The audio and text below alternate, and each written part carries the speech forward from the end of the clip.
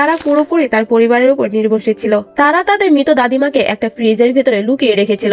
যতদিন কাগজ কলমে দাদিকে জীবিত দেখানো যাবে ততদিন তারা পেনশনের টাকা পাবে। সবকিছু স্বাভাবিক দেখাতে তারা ফ্রিজারে প্রচুর পরিমাণে ফ্রোজেন খাবার দিয়ে ভর্তি করে রেখেছে। পরদিন সারা দাদির পেনশনের টাকা আনতে গেলে তারা জানায় দাদি গত 6 মাস ধরে নিজের সামনে আসেনি। নিয়ম অনুযায়ী তদন্তের জন্য সরকারি লোক তাদের বাসায় যাবে। এই কথা শুনে সারার পায়ের নিচ থেকে যেন মাটি সরে গেল। সে তড়িঘড়ি করে সরাসরি বাড়ির দিকে দৌড় দিল।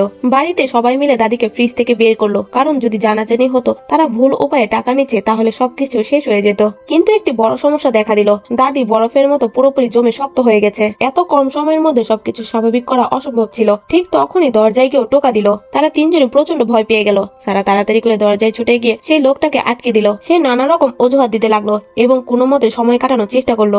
ভাগ্যক্রমে তারা দাদিকে এমন ভাবে বসিয়ে দিল যেন সে তাস খেলছে। সারা ভাবলো এবারের মতো হয়তো পরিস্থিতি সামলে নেওয়া গেছে। কিন্তু তখনই নিক সামনে এগিয়ে এলো এবং দাদিকে অভিবাদন জানাতে লাগলো। সারা দ্রুত নিককে উপরের তলার দিকে নিয়ে গেল এবং ইচ্ছা করে তাকে আজে বাজে কথা বলতে লাগলো যেন তাকে বিভ্রান্ত করা যায়। কিন্তু নিক তার কোনো কথাই আগ্রহী ছিল না। তার মাথায় তখনও একটাই চিন্তা, দাদির অবস্থান স্বচক্ষে দেখা।